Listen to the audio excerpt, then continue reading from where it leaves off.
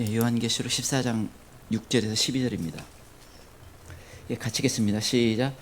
또 보니 다른 천사가 공중에 날아가는데 땅에 거주하는 자들 곧 모든 민족과 종족과 방언과 백성에게 전할 영원한 복음을 가졌더라.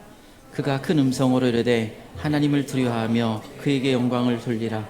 이는 그의 심판의 시간이 이르렀음이니 하늘과 땅과 바다와 물들의 근원을 만드신 이를 경배하라 하더라. 또 다른 천사 곧 둘째가 그 뒤를 따라 말하되 무너졌도다 무너졌도다 큰 성 바벨론이여 모든 나라에게 그의 음행으로 말미암아 진노의 포도주를 먹이던 자로다 하더라. 또 다른 천사 곧 셋째가 그 뒤를 따라 큰 음성으로 이르되 만일 누구든지 짐승과 그의 우상에게 경배하고 이마에나 소표를 받으면 그도 하나님의 진노의 포도주를 마시리니 그 진노의 잔에 섞인 것이 없음 부은 포도주라. 거룩한 천사들 앞과 어린 양 앞에서 불과 유황으로 고난을 받으리니 그 고난이 안개가 세세토록 올라가리로다. 짐승과 그의 우상에게 경배하고 그의 이름을 부르는 자는 누구든지 밤낮 쉼을 얻지 못하리라 하더라. 성도들의 인내가 여기 있나니 그들은 하나님의 계명과 예수에 대한 믿음을 지키는 자니라. 아멘. 6절에 보면 이 천사가 공중에 날아간다 이렇게 말씀하고 있습니다. 그러면서 그들이 영원한 복음을 가졌다라는 것입니다. 한 천사가 공중에 날아가는데 그들이 모든 민족과 백성에게 전할 복음을 가졌다라는 것입니다. 그 복음은 영원한 복음이다라는 것입니다. 그래서 이 복음에서 그 영원한 것을 지금 강조하고 있습니다. 여러분 이 복음을 강조할 때 그 강조점에 따라서 좀 다른 표현을 쓸 수가 있습니다. 로마서 11장 16절에 보면 로마서 1장 16절에 보면 복음은 모든 믿는 자에게 구원을 주시는 하나님의 능력이다. 이 복음은 우리에게 무엇을 줍니까? 구원을 준다라고 말씀하고 있습니다. 구원을 강조하고 있습니다. 이 복음이 정말 우리에게 복된 것은 우리에게 구원을 가져다 준다라는 겁니다. 이 세상 살아가는 사람 모든 사람에게 가장 중요한 이것이 구원받는 것인데 그게 복음 안에 있다라는 것입니다. 그리고 그것은 사람의 힘으로 되지 않기 때문에 그래서 그 복음을 하나님의 능력이다라는 것입니다. 하나님만이 구원을 주시기 때문에 주시는 분이기 때문에 우리에게 하나님의 능력이다라는 것입니다. 또한 사도행전 10장 36절, 사도행전 10장 36절에 보면 예수 그리스도로 말미암아 화평의 복음을 전하사, 여기 복음은 화평의 복음이라는 겁니다. 화평을 강조하고 있습니다. 누구하고 화평합니까? 하나님과 화평한 것입니다. 죄된 인간은 절대 하나님과 화목할 수가 없습니다. 죄된 인간은 하나님과 화평할 수가 없는데 이 복음에는 하나님과 화평할 수 있는 길을 열어주신다는 겁니다. 이 복음은 사실 한마디로 하면 예수 그리스도입니다. 그래서 예수 그리스도를 통해서 하나님과 화목해 될 수가 있다는 것입니다. 또 누가복음 4장 18절에 보면 이 복음은 포로된 자에게 자유를, 눈먼 자에게 다시 보게 함을 전파하며 눌린 자를 자유롭게 하고 영적인 자유함을 가져다 준다는 것입니다. 그래서 우리가 이 묶여 있다가 그 묶임에서 자유케 되고 또 영적으로 우리가 제대로 볼 수가 있고 우리가 더 제대로 깨달을 수가 있는 게 이 복음 안에 있다는 것입니다. 그래서 여러분이 예수님이 이 땅에 와서 복음을 전했는데 그 복음은 사람들이 영적으로 포로되어 있는데 거기서 자유케 되는 역사가 있다는 겁니다. 그리고 사람들이 영적으로 제대로 볼 수 있도록 만들어 주신다는 겁니다. 이 복음은 놀라운 복음입니다. 그런데 특별히 오늘 복음은 영원한 복음이다. 영원한 것을 강조하고 있습니다. 어떤 사람이 영원한 복을 받고 싶다면 이걸 반드시 지켜야 된다는 것입니다. 이 복음을 들어야 되고 이 복음을 붙잡아야 된다는 것입니다. 여러분, 예수 그리스도를 우리가 믿는 것은 영원히 복받는 삶을 살기 위한 것입니다. 이 예수 그리스도를 믿는 것은 그냥 단순히 그냥 이 땅에서 조금 잘 되는 것에 목적이 있는 게 아니라 영원히 복받는 사람이 되는 것입니다. 근데 지금 이 복음을 강조할 때 영원한 복음, 영원히 복을 받기 위해서 이 지금 천사가 전하는 이 복음을 들어야 되고 붙잡아야 된다라는 것입니다. 받아들여야 된다라는 것입니다. 왜냐하면 영원한 것이 중요하기 때문에. 고린도후서 4장 18절에는 보이는 것은 잠깐이요 보이지 않는 것은 영원하다라는 것입니다. 우리가 이 땅에 살아가는 것은 지금은 시간이 길게 느껴지지만 영원한 것에 비해서는 이 시간은 그냥 순식간에 지나가는 시간일 뿐입니다. 그래서 우리가 영원히 사는 것은 그것이 진짜 중요하다는 거예요. 그것을 위해 살아야 되고 그것을 붙잡아야 된다는 것입니다. 그게 복 있는 사람이다라는 것입니다. 근데 이 오늘 그 본문의 배경은 이 대환란 때에 이 복음이 전해지는 내용을 말씀해 주고 있습니다. 예수님의 어떤 이 세상 끝에 대해서 예수님이 지상자임이 가까이 오고 이제 모든 사람이 거의 멸망당할 직전까지 가는 어떤 상황 가운데 전해지는 복음입니다. 그 대환란 가운데 남아있는 사람은 반드시 이 복음을 들어야 되고 이 복음대로 살아야 된다는 것을 의미하는 것입니다. 근데 왜 천사가 지금 복음을 전하는데 왜 천사가 전하는가? 이 대환란 때는 사람들이 복음을 전할 수 있는 상황이 안 됩니다. 물론 몇 사람 같이 있다가 거기서 따로 같이 있는 가운데에서 전할 수도 있겠지만 그러나 이때는 대놓고 복음을 전할 수 있는 시기가 아닙니다. 이때 하나님의 자비로 천사가 복음을 전하는 것입니다. 이러니 천사가 복음을 전한다. 그냥 이 말씀을 그냥 믿어서 이렇게 쉽게 받아들이지. 여러분 이게 상징으로 보는 사람에게 말도 안 되는 것입니다. 결국은 뭐냐면 있는 그대로 믿을 만한 믿음이 없는 겁니다. 여러 가지 이야기를 하는 것은 보통 이것을 이렇게 좀 바꾸는 것은 그럴 믿음이 없어서 그렇지. 여러분 일단 말씀을 이렇게 말씀하면 믿어야 돼요. 천사도 분명히 있고 대환란 때는 아무도 복음을 전할 수 없는 그런 시기에 하나님의 자비가 있다라는 것입니다. 그럼 이 새 천사가 복음을 전하고 있는데 새 천사가 전하는 영원한 복음의 내용은 무엇인가? 무엇을 전하고 있는가? 첫 번째 천사가 전하는 영원한 복음은 하나님의 심판의 시간이 이르렀다라는 것입니다. 첫 번째 천사가 전하는 영원한 복음은 하나님의 심판의 시간이 이르렀다는 것입니다.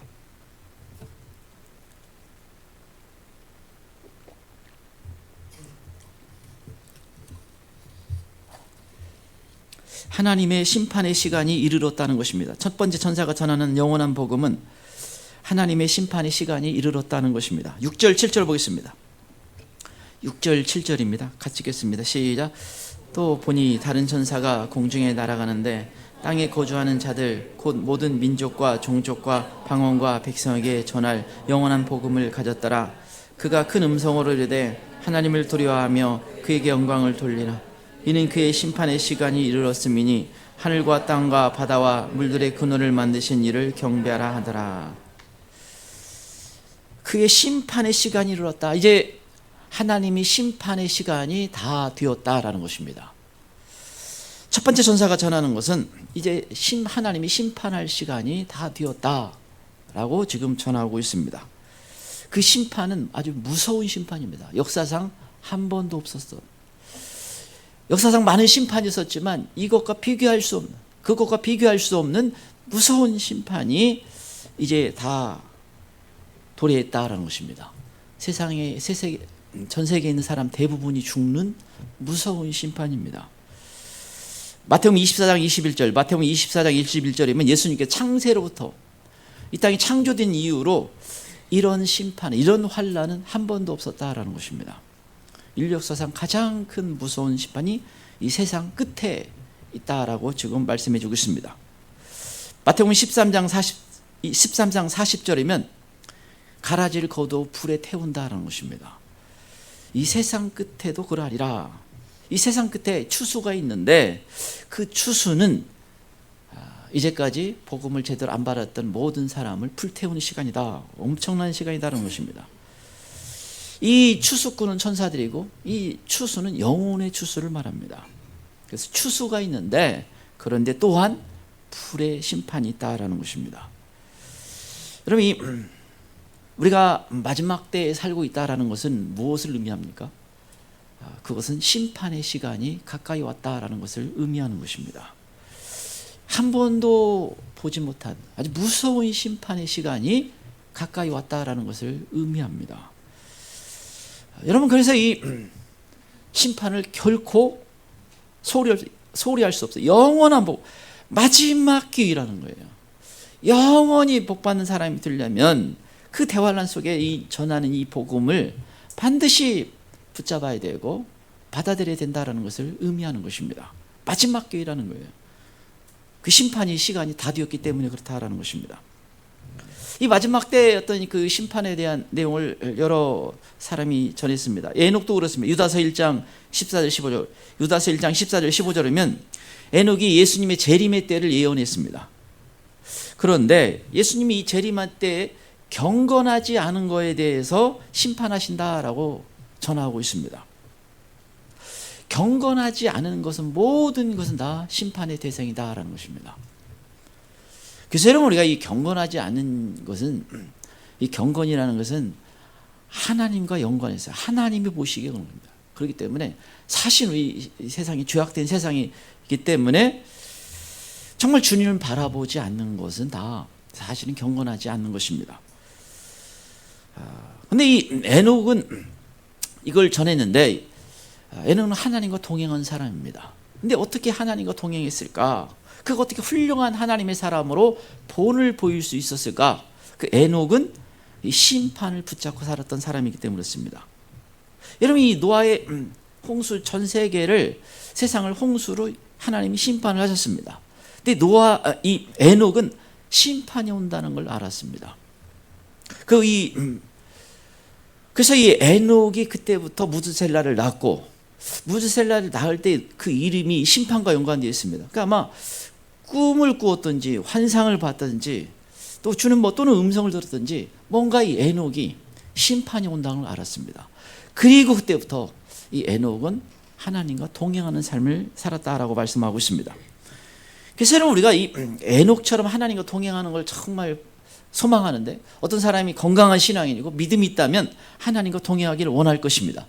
그런데 여러분, 우리가 하나님과 동행하고 싶어도 참 이 세상이 악한 세상 속에서 하나님과 동행하는 건 쉽지 않습니다. 근데 어떻게 우리가 마지막 이 때를 보내면서 동행할 수 있을까? 에녹처럼 심판이 온다라는 것을 붙잡아야 됩니다. 이게 다 심판의 대상이다 라는 걸 생각하며 지내야 됩니다.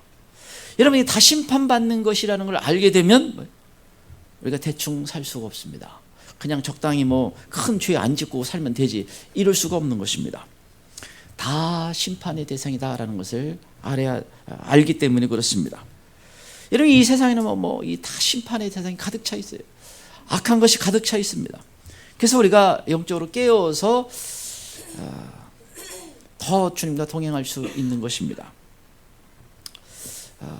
노아도 이 세상에 멸망할 때, 종말이 올 때 그도 심판을 면하고 구원받은 사람입니다. 어떻게 그럴 수 있었을까? 히브리서 11장 7절.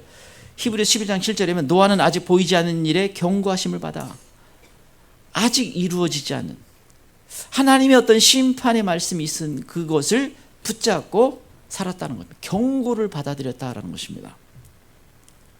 그래서 노아는 히브리서 11장 7절이면 세상을 정죄하는 믿음을 가졌다라는 겁니다. 이 세상이 악하다는 것을 분명히 인식하고 살았다는 것입니다. 그래서 그가 같이 멸망당하지 않을 수가 있었다라는 것입니다. 여러분, 이것은 우리 이 시대에 살고 있는 우리에게 아주 중요한 것입니다. 이 시대에 세례요한의 메시지가 동일하게 전해진다라고 믿고 있습니다. 때가 찼고 하나님의 심판이 가까웠다. 세례요한이 전한 핵심 메시지는 때가 찼고 이제 때가 다 되어가고 심판이 다가오고 있다. 그것을 붙잡아야 되는 시대에 저희가 살고 있습니다. 많은 징조들을 통해서 알려주고 있습니다. 많은 하나님의 사람들을 통해서 알려주고 있습니다. 이 악한 세상 속에서, 너무너무 악해져 가는 이 세상 속에서 하나님의 어떤 심판이 오고 있다는 것을 분명히 우리가 좀 더 영적으로 깨어 있으면 볼 수가 있습니다. 그래서 이때 심판이 다가온다는 걸 붙잡고 우리가 에녹이 전했던 것처럼 경건하게 사는 삶을 살도록 해야 되는 것입니다. 그래서 은혜를 받아야 돼. 지금은 히브리서 12장 15절처럼 지금은 은혜 받을 만 은혜에 이르지 못하는 자가 없도록 하라. 지금은 은혜 받을 때다라는 것입니다. 반드시 은혜를 받아야 됩니다. 이것은 뭐 말할 수 없이 우리에게 중요한 것이고 심판에서 벗어나는 것입니다. 자, 두 번째, 천사가 전한 영원한 복음은 바벨론이 무너진다는 것입니다.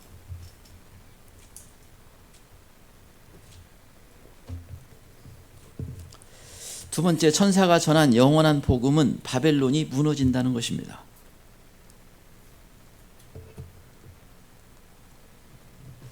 두 번째, 천사가 전한 영원한 복음은 바벨론이 무너진다는 것입니다.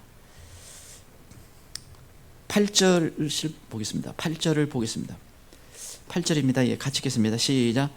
또 다른 천사 곧 둘째가 그들을 따라 말하되 문을 뜨다 문을 뜨다 큰 성 바벨론이여 모든 나라에게 그의 음행으로 말미암아 진노의 포도주를 먹이던 자로다 하더라. 두 번째 천사가 전합니다. 무너뜨다 무너뜨다 큰 성 바벨론이요, 큰 성 바벨론이 무너졌다라는 것입니다. 예, 여러분, 이것은 계시록이 아주 중요한 이 하나님의 심판을 나타내는 것입니다. 계시록 18장 2절, 계시록 18장 2절에서도 무너뜨다 무너뜨다 큰 성 바벨론이요, 이 큰 성 바벨론이 무너진다는 것입니다. 계시록 18장에서는 이 큰 성이라는 것이 이 도시를 말합니다. 이 두 가지 의미가 있어요. 하나는 대표적인 도시가 무너진다는 것입니다. 계시록 18장에 가서 나누겠지만 그것을 보면, 힌트를 보면 마치 뉴욕처럼 보이는 그게 여러 가지 힌트가 있습니다. 정확한 것은 뭐 그때 가봐야 알겠지만 그런 게 있고, 그런데 도시를 말해요. 그리고 바벨론이 다 무너진다는 것은 또한 전 세계 도시를 의미하는 것입니다. 또한 이 14장 8절에서는 모든 나라에게 악행을 행했다라고 해서 어떤 나라라는 것을 또 알 수가 있습니다. 대표적인 나라가 있고 또 나라들이 무너지지만 그러나 또 대표적인 나라가 있습니다. 아주 큰 나라고 큰 도시다라는 겁니다. 그래서 여러분, 이 도시를 왜 무너지는 걸 얘기하는가? 이 도시는 인간 문명의 꽃이라고 하는 것입니다. 그래서 여러분, 그러나 사람의 눈에 보기에는 아주 뭐 대단한 문명이고 인간의 어떤 능력을 자랑하고 뭐 다 하지만, 그러나 계시 18장에 보면 각종 귀신과 더러운 것이 모이는 곳이다라는 겁니다. 영적으로 보면 완전히 다른, 하나님의 시각으로 보면 완전히 다르다라는 것을 알 수가 있습니다. 그래서 이것이 반드시 무너진다라는 것입니다. 그래서 여러분, 이게 세상 사람들은 뭐 이게 말할 수 없는 큰 이 충격으로 다가올 것입니다. 근데 이사야 40, 여러분, 우리가 바벨론에 대한 본질을 지금 보아야 됩니다. 본질적으로 이게 무엇을 말하는 것이고 우리가 어떻게 살아야 되는지를 지금 말씀해 주기 위해서 이 말씀을 하고 있는 것입니다. 먼저 이 바벨론은 반드시 무너진다라는 것입니다. 이건 세상이 무너지는 것을 의미합니다. 이사야 47장 1절, 이사야 47장 1절에 보면 처녀딸 바벨론이여 내려와서 티끌에 앉으라. 딸 갈대하여 보자가 없어졌으나 그 땅에 앉으라. 내가 다시는 곱고 아름답다 일컬음을 받지 못할 것임이라. 이 처녀딸 바벨론, 이 바벨론의 무너짐을 얘기하는 처녀딸 바벨론은 젊고 아름답고 뭐 건강하고 뭐 미래가 있는 것처럼 보이고 거기에 뭐 좋은 것이 있는 것처럼 이렇게 보이지만, 그러나 그것은 수치를 당하고 무너지게 된다라는 것입니다. 이건 세상을 말해요. 세상이 지금은 좋게 보이고 때로는 뭐 아름답게 보이고 화려하게 보이고 뭐 좋은 것처럼 보이고 그것이 나에게 뭐 행복을 가지고 복을 가져다 줄 것처럼 보이지만 뭐 어느 순간에 무너지고 사라진다라는 것입니다. 이 세상이 무너지는 것을 말씀해 주고 있습니다. 결코 그대로 계속하지 않는다. 이 바벨론의 본질은 무너진다는, 하나님이 반드시 완전히 무너뜨린다라는 것입니다. 그래서 여러분, 이 세상은 무너진다라는 것을 우리가 살고 지금 이 세상에 우리가 살고 있지만, 그러나 다 무너지고 다 사라진다는 것을 반드시 알고 지내야 된다라는 것입니다. 그 무너지는 것도 계시록 18장 8절, 계시록 18장 8절이면 하루 동안에 그 재앙들이 이르리니 하루 만에 무너지는 걸 경험하게 된다는 것입니다. 여러분, 지금 인류 문명이 대단한 것처럼 보이지만 순식간에 하루 동안에 무너지는 것을 어느 날 아침에 일어나면 무너져 있는 것을 보게 된다는 것입니다. 여러분, 그래서 이 충격이 얼마나 큰지 이어서 계시록 18장 9절에 사람들이 울고 통곡하고 좌절하고 뭐 큰 충격을 받게 될 것이다라는 것입니다. 이게 그냥 점점 뭐 몇십 년 동안 이게 무너진 게 아니라 그냥 순식간에 무너지기 때문에 사람들이 울고 통곡하고 가슴을 치고 충격을 받게 될 것이다라는 것입니다. 무슨 말? 사람들의 재산이 하루아침에 다 날아가는 것입니다. 여러분, 어느 날 뭐 은행도 다 문 닫고 뭐 사람들이 생각하는 어떤 재산이 다 날아가 보세요. 얼마나 꽤 충격을 받겠습니까? 뭐 저는 이제 그 시기에는 안 남아 있지만 만약에 남아 있다면 뭐 우리에게는 때가 다 된 것뿐이지 세상이 무너지게 되어 있다는 것을 알고 있기 때문에 이러면 어떤 의미에서는 그 시간에 이제 어떤 사람에게 복음을 전할 수 있는 뭐 그 이상의 의미가 없습니다. 근데 여러분, 이게 삶이 세상이 그렇게 쉽게 허무하게 무너지는 것을 사람들이 견디기 어려울 것입니다. 너무나 갑자기 순식간에 허무하게 무너지는 것입니다. 인생 전체가 무너지는 거예요. 소망이 무너지는 겁니다. 거기에 소망을 뒀던 사람들에게는 이게 얼마나 공황 상태가 오고 충격적인 일이 되겠습니까? 또 이 바벨론의 본질은 뭐예요? 결코 우리 인생의 보장이 될 수 없다라는 것입니다.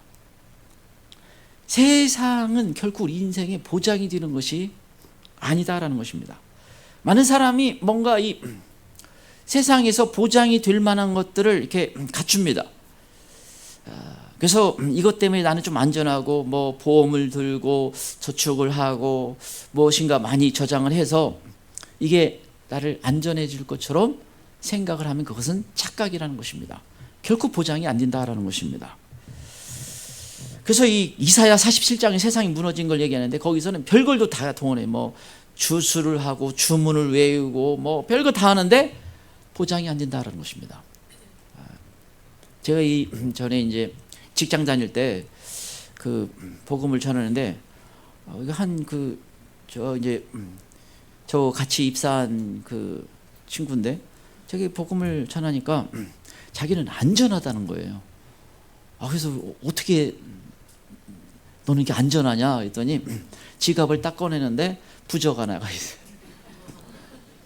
근데 차에 그 유리창 제가 옆에 차를 타고 가는데 거기에 또 붙어 있고 의자 밑에도 있다는 거예요. 야, 근데 이게 비싼 거야. 뭐 하나는 150만 원짜리고 뭐 나는 그게 1000만 원 가까이 들을 줄은 상상도 못했네요. 제 눈에는 종이 조각이잖아요. 종이 조각 의지하고 이게 안전할 거라고 생각을 하고 살아요. 얼마나 어리석습니까? 오히려 영적으로 보면 귀신만 더 달라붙어서 더 사고 나죠. 그런데 그게 보장이 될 것처럼 착각하고 살아요. 비싸게 주고 샀기 때문에. 거기다 그냥 몇 자 적은 거예요. 저 보니까 목회자보다 하기가 훨씬 쉬운 것 같아요. 그냥 몇 자 적어주면 그냥 얼마나 비싸. 얼마나 참 세상 사람들이 한심합니까? 주님 보기에 얼마나 한심하게 보일 거예요. 아무것도 아닌 것에 의지하고 살았다. 그래서 주님이 뭐라고 얘기합니까? 자기가 나무를 깎아놓고 거기서 절한다고 얘기합니다. 돌을 자기가 깎아놓고 거기서 신이라고 절한다고 주님이 비웃는 내용을 말씀하시는 게 있습니다. 이게 인간이 생각하는 보장되는 것의 한계입니다. 그럼 미혹일 뿐이에요. 아무리 뭐 주술하고 주문해도 안 된다라는 것입니다. 그래서 사람들이 이제 주님은 마지막으로 영혼을 얻기 위해서 무너뜨리는 겁니다. 미국의 쌍둥이 빌딩이 무너졌을 때 갑자기 미국 교회가 꽉 찼다는 것입니다. 안타까운 것은 그게 6개월밖에 안 갔습니다. 사람들은 그래요. 뭔가 기반이 흔들리고 불안하면 이제 그때 주님을 찾는 사람들이 꽤 많이 있습니다. 그러나 세상이 계속 갈 것처럼 보이면 다시 또 세상 길로 갑니다. 그게 사람들이 갖고 있어요. 그래서 주님은 아예 세상 끝에는 이제 다 무너뜨려 버리는 거예요. 그 영혼을 그래서 얻어야, 영혼을 찾아야 할 사람은 찾아야 되기 때문에 그렇습니다. 그래서 여러분, 이게 반드시 무너진다, 이것을 계시록에 반복해서 강조하고 있는 것입니다. 우리가 그래서 이 세상을 살아가지만 세상의 본질이 무엇인지를 분명히 해야 됩니다. 그리고 이 마지막 때를 살아가면서 여기에 이제 마음 뺏기면 아주 큰 문제가 됩니다. 우리가 지금 지내고 있지만 마음으로 더 정리를 해야 됩니다. 그래야 복된 자로, 영원히 복된 자로 남을 수 있는 것입니다. 자, 또 세 번째, 천사가 전한 영원한 복음은 우상에게 경배하지 않고 짐승의 표를 받지 않는 것입니다. 세 번째, 천사가 전한 영원한 복음은 우상에게 경배하지 않고 짐승의 표를 받지 않는 것입니다.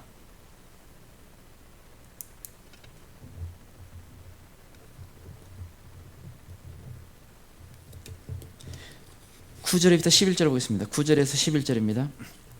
9절 11절 같이 읽겠습니다. 시작. 그 뒤를 따라 큰 음성으로 이르되 만일 누구든지 짐승과 그의 우상에게 경배하고 이마에나 손에 표를 받으면 그도 하나님의 진노의 포도주를 마시리니 그 진노의 잔에 섞인 것이 없어 부은 포도주라. 거룩한 천사들 앞과 어린 양 앞에서 불과 유황으로 고난을 받으리니 그 고난의 연기가 세세토록 올라가리로다. 짐승과 그의 우상에게 경배하고 그의 이름을 받는 자는 누구든지 밤낮 쉼을 얻지 못하리라 하더라. 누구든지 짐승과 그 우상에게 경배하고 짐승의 표를 받으면 그도 하나님의 진노를 받게 된다라는 것입니다. 우상에 경배하고 짐승의 표를 받으면 이 진노를 받는데 그 진노는 뭐예요? 영원한 불못에 떨어진다는 것입니다. 영원한 지옥에 떨어진다는 것입니다. 이게 얼마나 심각하고 얼마나 무서운 것이 됩니까? 그래서 이게 너무너무 심각한 문제이기 때문에 계시록에 여러 번 반복하고 있습니다. 앞에서 계시록 13장 15절 18절, 계시록 13장 15절 18절에서도 이 우상에게 경배하지 않아야 되고 짐승의 피를 반드시 받지 않아야 된다는 것을 경고하고 있습니다. 계시록 16장 2절, 계시록 16장 2절은 짐승의 표를 받고 우상에게 경배하게 되면 독한 종기가 날 것이다 라는 것입니다. 계시록 20장 4절에서는 짐승에게 경배하고 우상에 경배하고 짐승의 표를 받으면 첫째 부활에 참여할 수 없고 영광의 자리에 갈 수가 없다라는 것입니다. 왕노릇 할 수 없다. 거기서 완전히 제외된다라는 것입니다. 이걸 반복해서 계시록에서 강조하고 있습니다. 이게 가장 심각한 문제가 된다라는 것을 의미합니다. 감사한 것은 좀 잘 안 듣는 사람도 이게 참 제가 여러 번 강조했다는 것이 이걸 대부분 다 알더라고요.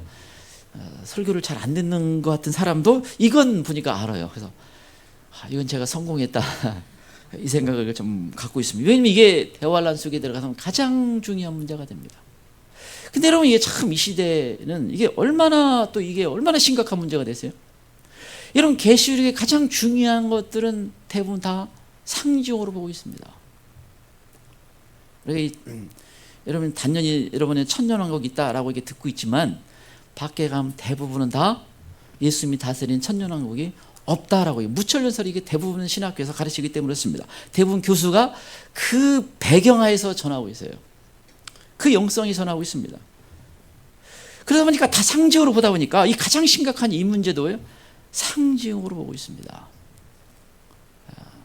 그래서 여러분, 이게 너무 심각한 문제가 돼요. 물론 이제 휴거도 일어나고 이 속에 들어가면 하나님이 은혜 주셔서 깨어나게 하시겠지만 여러분, 많은 사람들이 잘못 알고 있는 겁니다. 여러분, 여기서 짐승의 표를 받고 우상에 경배하고 그러면 지옥에 가면 그 누가 책임을 집니까? 그래서 저는 상징이라고 말하는 사람들은 반드시 대가를 지불할 것이다 라고 생각하고 있습니다. 왜냐하면 그 영혼을 무책임하게 만든 거예요.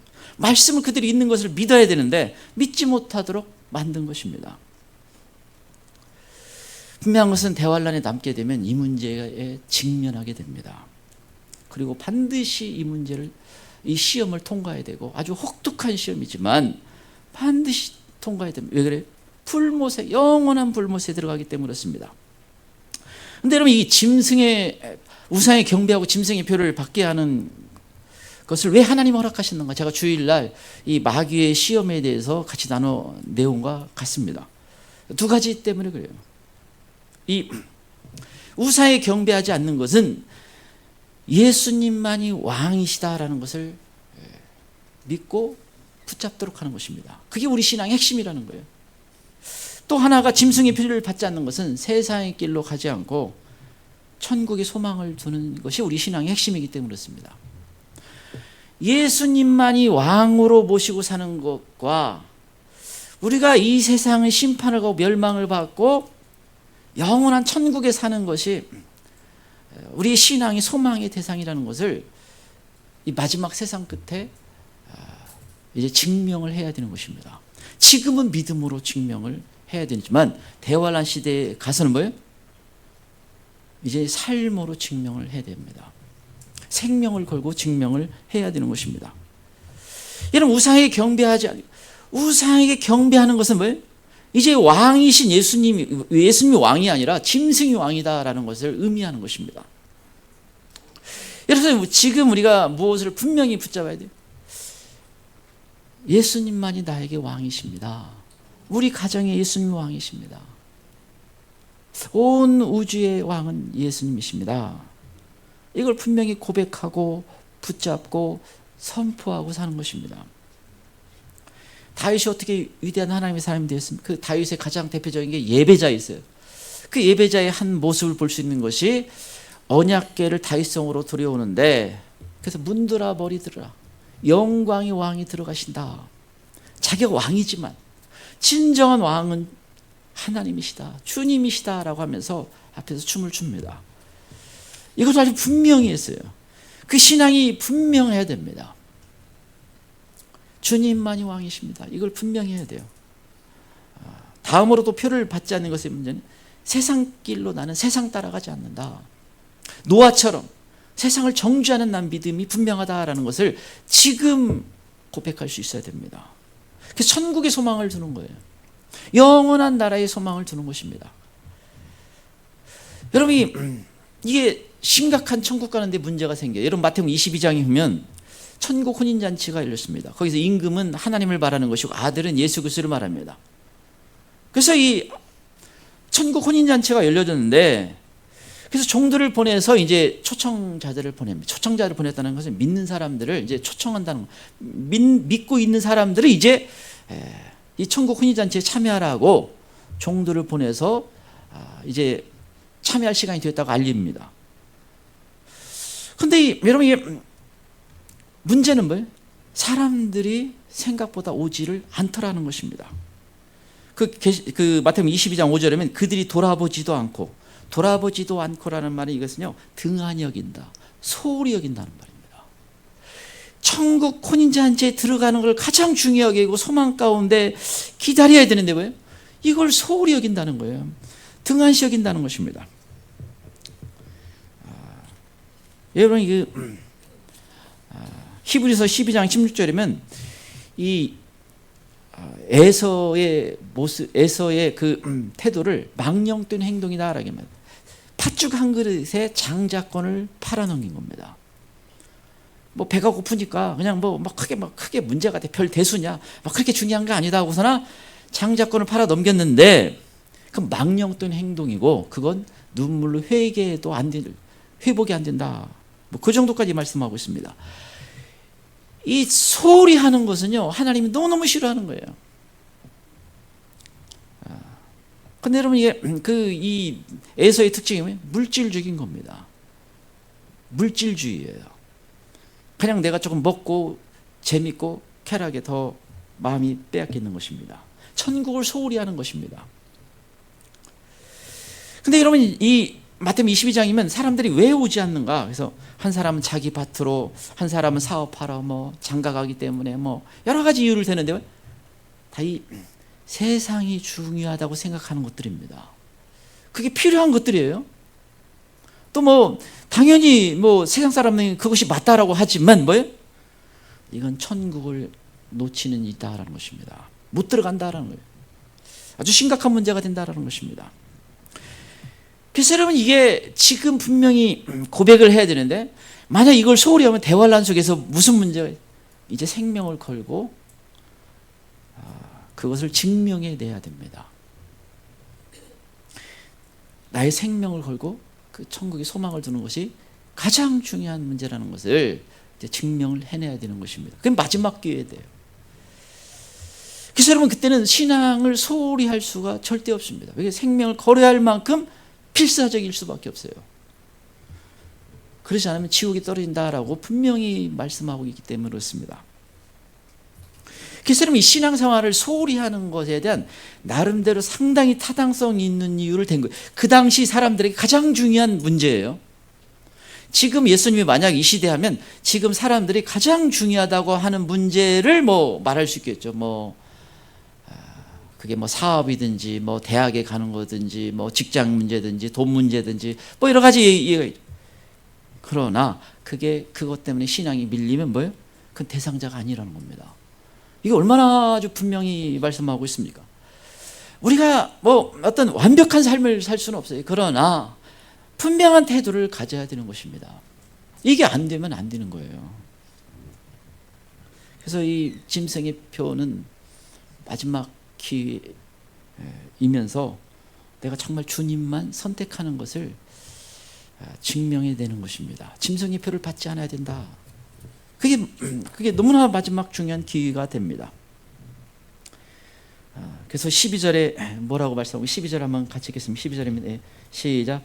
성도들의 인내가 여기 있나니 그들은 하나님의 계명과 예수에 대한 믿음을 지키는 자리다.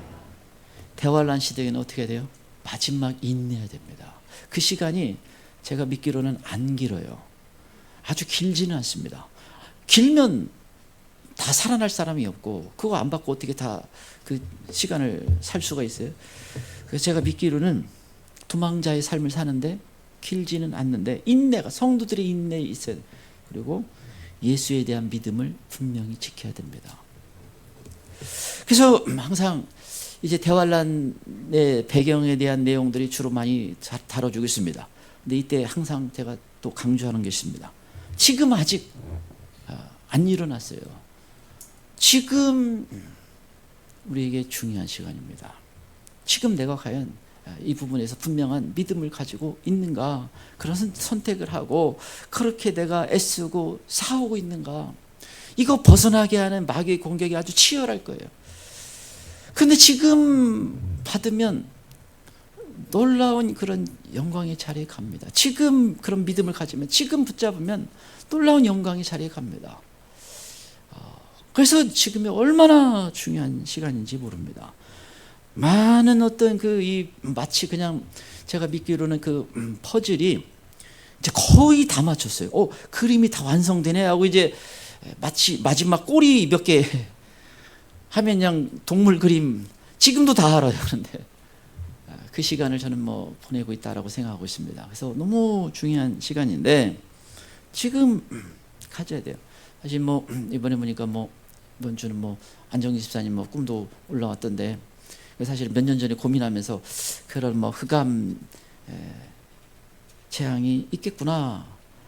성경 여러 가지 있지만 명확하게는 어려워요. 그렇지만 근데 그러면 만약 그런 일이 벌어지면 즉각 모든 걸 내려놓고 집으로 가서 마지막 회개의 어떤 시간이 주어진다 이렇게 생각을 하고 있습니다. 문 다 닫고 이게 몇십 년 전에도 있었고 100년 전에도 예언이 있었고 아주 많은 예언들이 있었어요. 근데 마지막 고민했는데 저도 있을 수 있다라는 거예요. 근데 아무튼 요즘 이 전쟁만 하더라도 그렇습니까?